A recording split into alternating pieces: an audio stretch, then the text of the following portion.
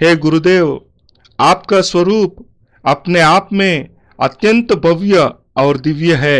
विधाता ने स्वयं नवीन व्यवस्था से आपका निर्माण किया होगा।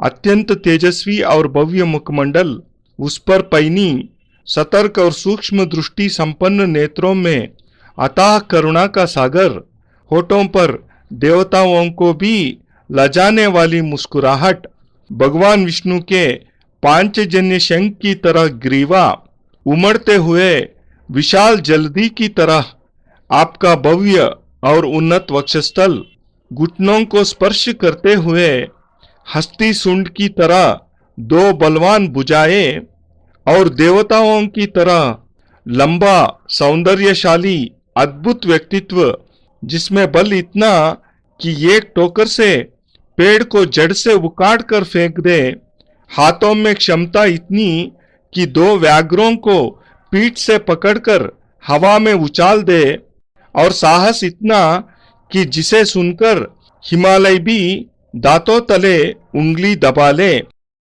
ऐसे सौंदर्य को देखकर कामदेव स्वयं यह कहने के लिए विवश हुआ है कि आप सही अर्थों में पुरुष है, आप सही अर्थों में सौंदर्य के साकार रूप है, आप सही अर्थों में पौरुष की पूर्णता है।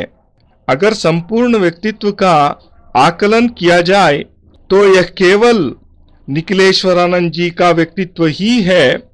उनको देखकर विधाता स्वयं कलम लेकर लिखने लग जाता है कि संपूर्ण पुरुषत्व क्या होता है।